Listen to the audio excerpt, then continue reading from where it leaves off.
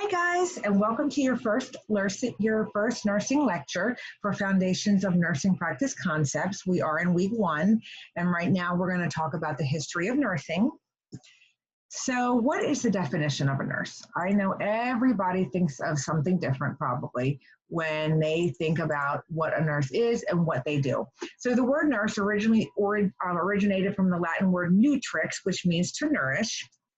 And nursing is different to many people. It's a profession that focuses on assisting people, their families, and communities to help them attain and recover and maintain optimum health status and function from the age of birth to old age, 90s, 100-year-old. Nursing acts as a bridge between an often extremely vulnerable public and the healthcare resources that can literally make a difference between life and death. Nursing involves a wide range of activities, from carrying out the most complicated technical procedure to something as seemingly simple, but could be the most important, like holding a patient's hand or comforting a family member. So the nurse has many different roles. So according to the American Nurses Association, their definition of nursing is a professional nursing is the protection, the promotion, and optimization of health and abilities, prevention of illness and injury, alleviation of suffering through the diagnosis and treatment of human response, and advocacy in the care of individuals, families, communities, and populations. And we also have the International Council of Nurses, the definition of nursing. So they believe that nursing encompasses autonomous and collaborative care of individuals of all ages, their families, groups, and communities, sick or well in all settings. Nursing includes the promotion of health, the prevention of illness, and the care of the ill, disabled, and dying. Advocacy, promotion of a safe environment, research, participation in shaping health policy, and in patient and health systems management, and education are also key nursing roles.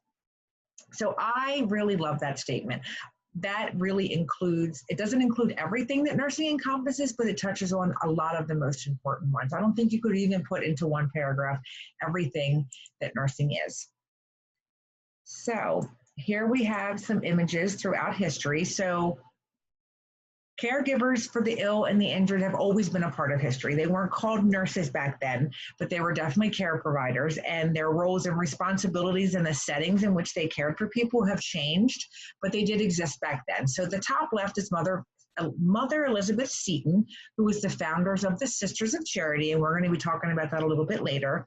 And as you can see posted above, there are several photos of nurses throughout the years, and you can notice that their nurses' caps differ from school to school.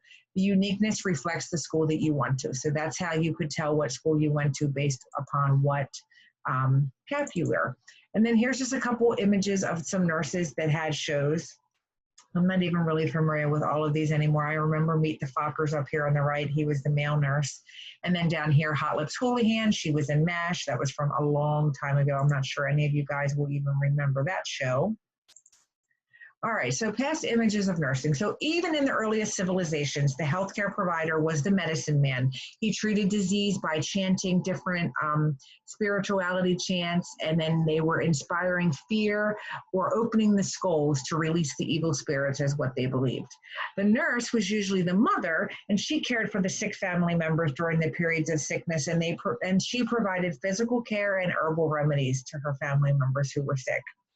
As the Greek civilizations began to grow, temples became the centers of medical care because of the belief that the illness was caused by sin. Nurses cared for people sick that were in their home and the community, and they practiced as nurse midwives.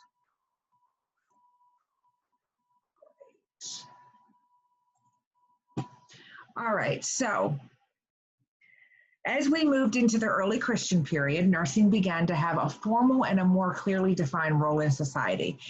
They discovered that love and caring for people was important, and women were called deaconesses. They made the first organized visits to sick people.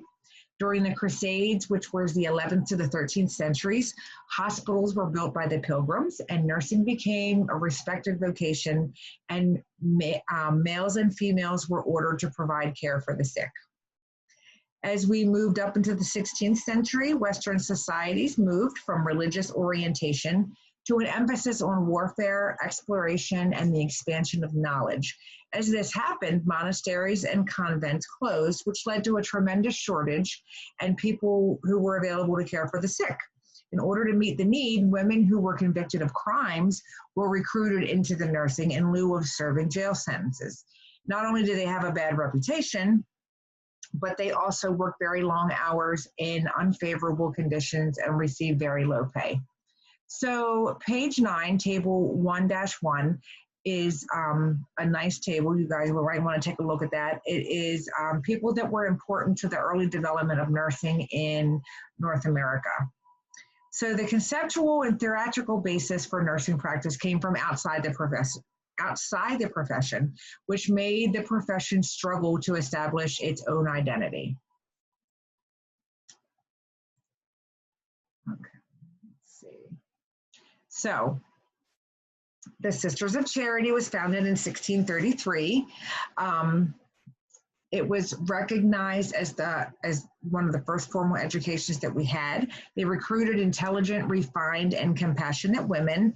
And the Sisters of Charity was introduced in America by Mother Elizabeth Seton. All right, so Florence Nightingale, you will never ever get tired of hearing this name. We're going to talk about it from now probably until the time you graduate. And you want to know a lot about her. This is some good information. So Florence Nightingale, she was born to a wealthy family. She was well educated and she traveled extensively. Despite strong opposition from her family, she began her training as a nurse at the age of 31. Typically, women who entered the nursing were from poor families and were considered to have poor moral standards. So it wasn't such a great profession back then. People didn't look at nurses back then the way that they look at nurses now. So definitely a lot has changed in the ways that people look at nurses. So Florence became a nurse because she felt nursing was a divine calling. The outbreak of the Korean War, along with requests from the British to organize nursing care for a military hospital, gave Nightingale an opportunity for achievement. She overcame enormous difficulties and challenged the prejudices against women and to elevate the status of all nurses. She stated that a nurse should be educated, moral, self-directed, and a nurse should never stop learning. And in my opinion, all of those things are what nurses are today. We're very educated. We have everything that we do, the care we provide is driven by ethical and moral principles. We're self-directed, autonomous, and we never stop learning. So you'll learn from when you just become an LPN, and then you'll keep learning and you contribute to the profession. So she wrote several books about healthcare and nursing education. And she used scientific research to demonstrate the need for reforms. She was actually one of the first ones to realize that there was a huge correlation between a patient and their environment and the role that it played on healing. And when I talk about their environment, I mean such things like light and bathing and getting out of bed. And she was able to realize that all of those things had a huge effect on the way that a patient's recovery would be shaped. So in 1853, she went to Paris to study with the Sisters of Charity. The Civil War back then focused on the need for nurses to be more educated in the United States. Nursing schools were founded in conjunctions with hospitals at the time on beliefs that were established by Nightingale, but the training that was provided was more kind of like an apprenticeship instead of an actual education program like we have today. Let's see. It wasn't long before hospitals saw the economic advantage of having their own schools, but this resulted in a lack of clear guidelines separating nursing from education. So if you remember, a lot of hospitals just had diploma programs. You might not remember it. Originally, that's what they had. They had diploma programs where you could just go to the hospital and you would work and then you would graduate from the hospital. So let's talk about some contributions that Florence Nightingale made. World War II had an enormous effect on nursing. For the first time in history, large numbers of women worked outside of the home, which was huge. It allowed them to become more independent and assertive. When they when the changes occurred with women in society, it also brought about a very important focus on education. So the war created a need for more nurses, which resulted in more knowledge in medicine and technology. Nursing schools were now all of a sudden based on educational objectives and were developed in university and college settings, which led to degrees for women, men, and also minorities. She established standards for hospital management. She brought about major reforms in hygiene and sanitation and decreased mortality rate. She wrote nursing notes, and it was entitled What Is and What Is Not, and you can also refer to that in your book. She developed the first organized program for training nurses at the St. Thomas Hospital in London. She recognized the two components of nursing, which are health and illness. It's not always about just treating the illness, it's about preventing illness from occurring and encouraging patients to be healthy. And she recognized that nutrition is very important to health and recovering when you're sick. So she did a lot. She really shaped nursing. She really paved the way for us. And she was an amazing person. And like I said, we will talk about her a lot throughout nursing. All right, so more nursing in the United States. Dorothea Dix. Dorothea Dix was the superintendent of the females nurses of the Army during the Civil War.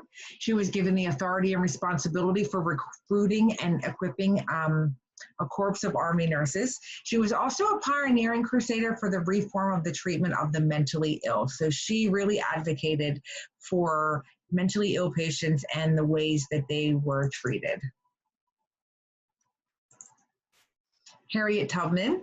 She was a nurse slash abolitionist who took care of soldiers in the field and helped to free the slaves before joining the Union Army during the Civil War.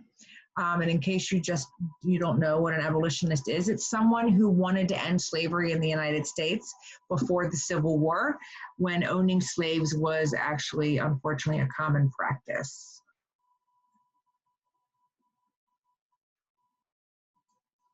Okay, Clara Barton.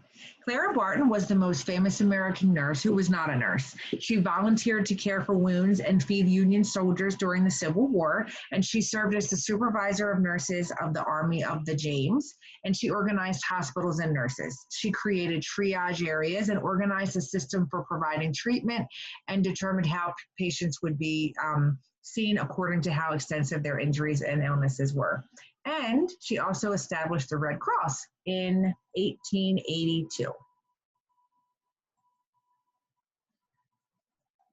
Linda Richards, she was the first American trained nurse. She graduated in 1873 from the New England Hospital for Women and Children in Boston, Massachusetts. She attended hospital-based on the theories of Nightingale. She became the night superintendent for the Bellevue Hospital in 1874, and she began the practices of keeping records and writing orders. She was credited for establishing the first nursing training program in Japan also. Isabel Hampton Robb was the first superintendent of the Johns Hopkins Training School, and this is pretty cool because Johns Hopkins is so close to us. She was an American nursing leader who was dedicated to protecting and advancing the profession of nursing. She organized the nursing school at Johns Hopkins University. Her most important contribution was to advocate for nursing education standards and mandatory licensing. She initiated policies that limited the number of hours in a day that nurses could work, and she wrote a textbook to help students learn and implemented a grading policy. And she was also the first president of the Nurses Association Alumni of the United States and Canada, which later became the American Nurses Association, which you will also hear a lot about that throughout school. All right, so here we have Lillian Wald and Mary Brewster. They opened up what was called the Henry Street Settlement in the Lower East Side of New York City. The building still stands there today, and it operates and it provides care to patients. The Henry Street settlement was responsible for providing service to the poor in the community. They coined the term public health nurse to describe the new form of nursing that they developed to assist the poor. And their goals were to improve wellness within their population of people, mostly the underprivileged. They wanted to improve nutrition, hygiene, and shelter. That is the Henry Street settlement right there. That's a picture of them. That's a picture of Lillian Walt and Mary Brewster. This picture, I'm not sure when this was taken, but they did open up in 1895. It was a non-for-profit social services agency, and they provided social services, art programs, healthcare services, like I said, to all ages, and they still continue to provide treatment today. All right, so here we have Mildred Montag. She led the movement for the associate degree nursing programs. Initially, the programs were a 3-year diploma program.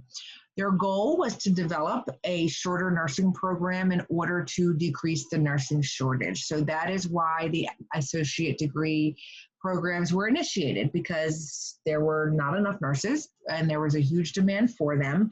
So they wanted educational program that was good, but also could happen in a shorter period of time to contribute to new nurses. So Dr. Montag sought to alleviate a critical shortage of nurses by decreasing the length of the education process to 2 years. And her goal was to provide a sound education base for nursing instruction by placing the program in a community/junior college. So there's a lot of colleges that still have this associate degree program. There is currently still a nursing shortage. I feel like there's always going to be a nursing shortage. And CCBC has a associate's degree nursing program. So a little bit of history of the practical nurse. In 1892, the Young Women's Christian Association in New York gave the first training for practical nurses.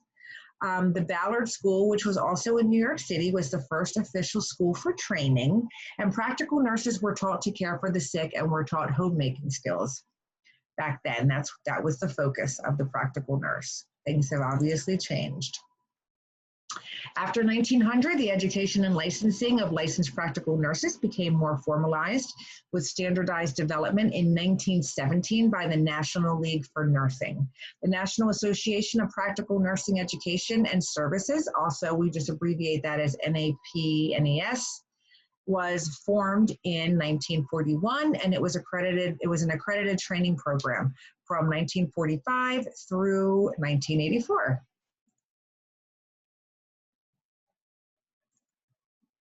Men in nursing. So there's definitely not as many men in nursing that there are as women, but I feel like you are seeing more of them and more of them in practice, which I think is great. Men in nursing was first documented with the Benedictine order. The military, religious, and lay orders of men have continued to provide nursing care throughout history. So this is just a picture from way back when, some of the earliest nurses, male nurses. We don't look like that now. Things have changed. So let's talk about some of the men in nursing. We talked about some of the women. So this is James Durham. He was a Black slave who worked as a nurse in 1783. He earned money from being a nurse, which he used to purchase his freedom. And then after that, he became a physician in Philadelphia, which is remarkable to me. He accomplished a lot, and he really made a name for himself. During the Civil War, Confederate and Union soldiers also served as nurses. Nursing schools for men were then created, and the first nursing school for men was established in 1888, and it was the St. Vincent's Hospital School for Men. The beginning of the 20th century brought about a lot of changes for men in nursing. The American Nurses Association completely excluded men from joining at all until the year 1930. When the Army Nurse Corps was established in 1901, it was only for women only. During the Korean War, men were finally permitted to serve as nurses in the military. And nearly 6% of all nurses in the United States are men. So that's not a huge amount. But like I said, I feel like what I see in the hospital now where I work, I feel like I see more and more men who are joining the field, which I think is great. All right, so let's just look into the future a little bit. So the average age of the nurse graduate right now is 33 years old. The average age of the registered nurse right now is 44 years old, and the average age of the nurse educator is 50 years old. So I actually didn't become a nurse myself until I was 44. I didn't go to college for the first time ever until I was 40. This was a second career for me. I always wanted to be a nurse and have kids, but I always wanted to be a nurse, but I had kids. So I had to wait for them to get older because it wasn't always ideal.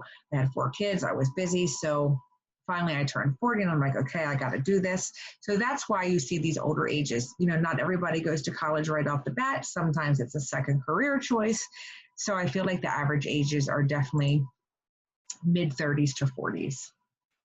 And that's perfectly fine. You're never too old to be what you want to be when you grow up. So, according to the American Nurses Association, by 2022, there will be a need for 3.44 million nurses. That's huge. That's a 20.2% increase in nurses with a demand of an additional 1.13 million nurses by 2022. So as long as I've been going to school, there's always been a nursing shortage. I've been a nurse now for 6.5 years, and we're still in a nursing shortage, and we have been, and I don't ever think honestly that we're ever going to get out of it.